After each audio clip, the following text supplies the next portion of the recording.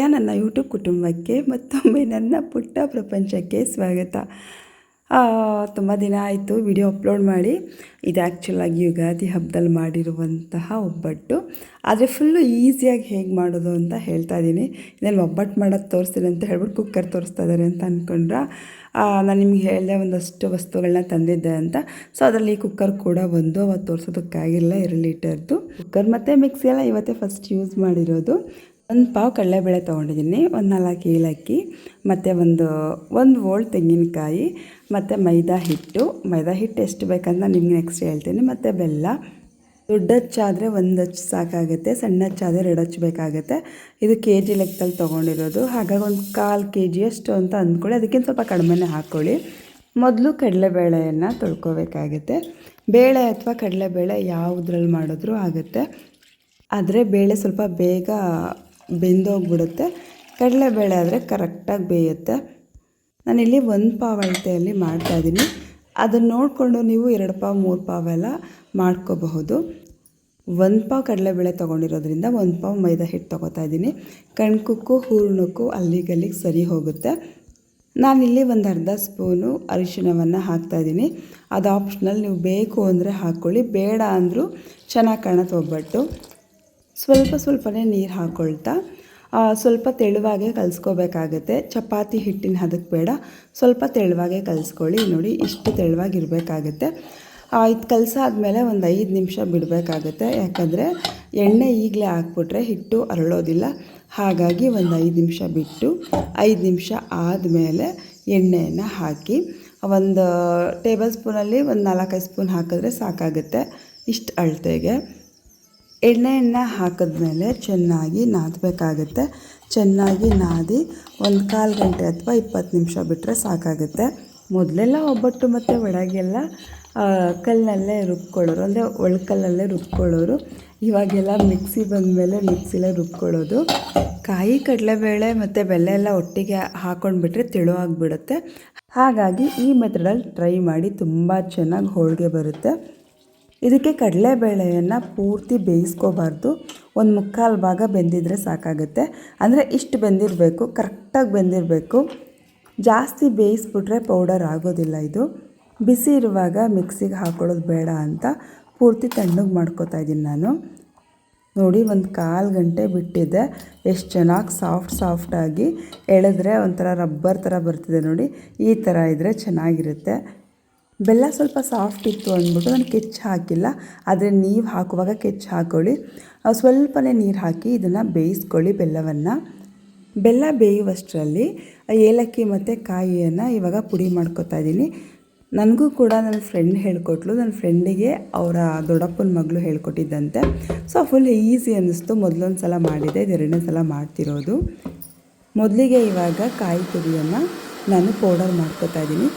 1 ಪಾವು ಕಡಲೆಬೇಳೆಗೆ 1 ಕಾಯಿ ಪೂರ್ತಿ ಹಾಕಿದ್ರೆ ಚೆನ್ನಾಗಿರುತ್ತೆ. ನನಗೆ ಸ್ವಲ್ಪ ಕಾಯಿ ಪ್ರಾಬ್ಲಮ್ಮು, ಹಾಗಾಗಿ ಅರ್ಧ ಹೋಳು ಹಾಕಿದ್ದೀನಿ ಅಷ್ಟೇ. ನೀವು ಹಾಕ್ಕೊಳ್ಳುವಾಗ 1 ಕಾಯಿ ಪೂರ್ತಿ ಹಾಕಿ ಚೆನ್ನಾಗಿರುತ್ತೆ. ಮತ್ತು ಒಬ್ಬಟ್ಟು ಕೂಡ ಜಾಸ್ತಿ ಆಗುತ್ತೆ. ನಮ್ಮ ಕಡೆ ಉಳಿಸುತ್ತೆ ಅಂತ ಹೇಳ್ತೀವಿ. 3 ಸಲ ಹಾಕ್ಕೊಂಡಿದ್ರೆ ಕಾಳೆಲ್ಲ ಫುಲ್ಲು ನುಣ್ಣಗೆ ಪುಡಿ ಆಗೋದು. ಒಂದೊಂದು ಕಾಳು ಹಾಗೆ ಉಳ್ಕೊಂಡು ನಾನು 2 ಸಲ ರುಬ್ಕೊಂಡಿದ್ದು. ಇಲ್ಲಿ ನೋಡಿ, ಈ ಥರ ನೊರೆ ಬಂದರೆ ಸಾಕು, ಪಾಕ ಗೀಕ ಎಲ್ಲ ಬರೋದೇನು ಬೇಡ.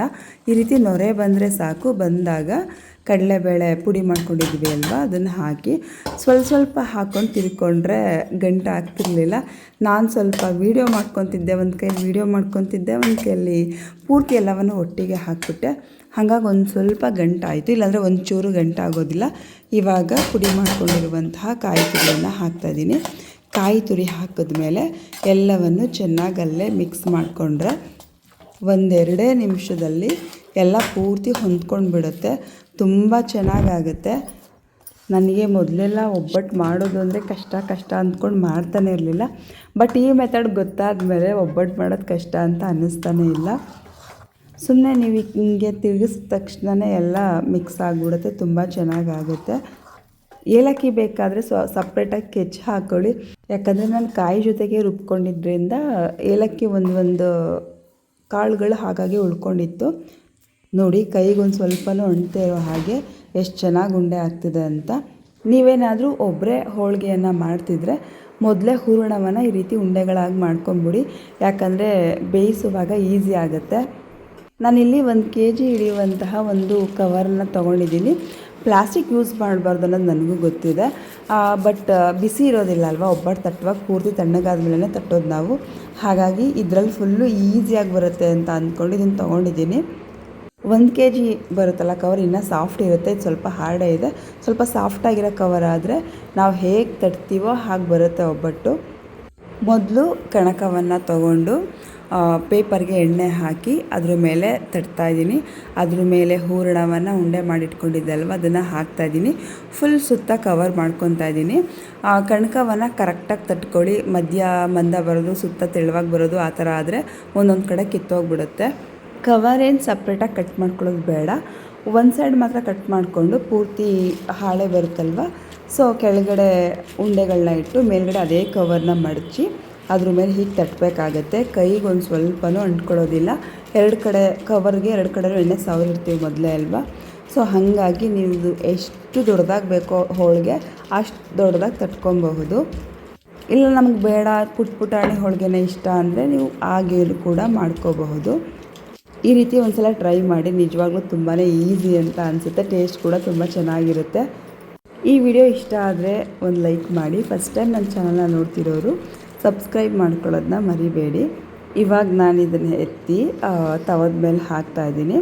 ನೋಡಿ, ಒಂದು ಸ್ವಲ್ಪನೂ ಅಂಟ್ಕೊಳ್ದಿರೋ ಹಾಗೆ ಎಷ್ಟು ಚೆನ್ನಾಗಿ ಬಿಟ್ಕೊಳ್ಳುತ್ತೆ ಅಂತ. ಒಂದು ಸೈಡ್ ಬೆಂದ ಮೇಲೆ ಇನ್ನೊಂದು ಸೈಡ್ ತುಪ್ಪ ಅಥವಾ ಎಣ್ಣೆಯನ್ನು ಸ್ವಲ್ಪ ಹಾಕಿ ಬೇಯಿಸ್ಕೋಬೇಕಾಗುತ್ತೆ. ಆವಾಗ ಕ್ರಿಸ್ಪಾಗಿ ಬರುತ್ತೆ. ನನಗಂತೂ ಹೋಳಿಗೆ ಅಂದರೆ ತುಂಬಾ ಇಷ್ಟ. ನಿಮಗೂ ಕೂಡ ಹೋಳಿಗೆ ಅಂದರೆ ಇಷ್ಟನ? ಯಾವ ಹೋಳಿಗೆ ಇಷ್ಟ ಆಗುತ್ತೆ ಅನ್ನೋದನ್ನು ಕಮೆಂಟ್ ಮಾಡಿ ತಿಳಿಸಿ. ಬಿಸಿ ಬಿಸಿ ಹೋಳಿಗೆ ಜೊತೆಗೆ ಹಸುವಿನ ಕಾಯಿಸಿ ತುಪ್ಪ ಹಾಕ್ಕೊಂಡು ತಿಂದರೆ ಸಖತ್ತಾಗಿರುತ್ತೆ. ನಂಗೆ ಆ ಕಾಂಬಿನೇಷನೇ ಇಷ್ಟ ಆಗುತ್ತೆ. ಇಲ್ಲ ಹಾಲು ಹಾಕ್ಕೊಂಡು ತಿಂದರೂ ಚೆನ್ನಾಗಿರುತ್ತೆ. ಮತ್ತು ಕಾಯಲ್ಲಂತ ಮಾಡ್ಕೊಂಡು ತಿಂತಾರೆ. ಒಬ್ಬಟ್ಟು ಮಾಡೋದು ಇಷ್ಟು ಸುಲಭ ಅಂತ ಗೊತ್ತಾಗ್ಬಿಟ್ರೆ ಅವಾಗವಾಗ ಮಾಡ್ಕೊಂಡು ತಿಂತಾ ಇರಬಹುದು. ಮೊದಲೆಲ್ಲ ಕಾಯಿ ಒಬ್ಬಟ್ಟನ್ನು ಹೀಗೆ ಮಾಡ್ತಾಯಿದ್ರು. ಪಾಕ ತೆಗೆದು ಪಾಕಕ್ಕೆ ರುಬ್ಬಿರುವಂತಹ ಕಾಯಿ ಮಸಾಲೆಯನ್ನು ಹಾಕಿ ತಿರುಗಿ ಈ ಥರ ಮಾಡ್ತಿದ್ರು. ಇವಾಗ ಬೇಳೆ ಒಬ್ಬಟ್ಟು ಕೂಡ ಹೀಗೆ ಮಾಡಬಹುದು ಅನ್ನೋದು ಗೊತ್ತಾಯಿತು. ಜಾಸ್ತಿ ದಿನ ಇಟ್ಕೊಂಡು ತಿನ್ನಬೇಕಂದ್ರೆ ಸ್ವಲ್ಪ ಜಾಸ್ತಿ ಬೇಯಿಸ್ಕೊಳ್ಳಿ. ಇಲ್ಲ ಅವತ್ತೇ ತಿನ್ನೋದಾದರೆ ಒಂದು ಮೀಡಿಯಮ್ ಹದದಲ್ಲಿ ಬೇಯಿಸ್ಕೊಂಡು ತಿಂದರೆ ಚೆನ್ನಾಗಿರುತ್ತೆ. ನಾನು ಎಡಿಟ್ ಮಾಡುವಾಗ ಒಬ್ಬಟ್ಟುಗಳನ್ನ ನೋಡ್ತಾಯಿದ್ರೆ ಈಗ ತಿನ್ನಬೇಕಂತ ಅನ್ನಿಸ್ತಾ ಇದೆ. ನೀವು ಕೂಡ ಟ್ರೈ ಮಾಡಿ ಹೇಗೆ ಬಂತು ಅನ್ನೋದನ್ನು ಹೇಳಿ. ನೆಕ್ಸ್ಟ್ ತಿರುಪತಿ ಮತ್ತು ಮಂತ್ರಾಲಯದ ವಿಡಿಯೋ ಒಂದಿಗೆ ಬರ್ತೀನಿ. ಧನ್ಯವಾದಗಳು.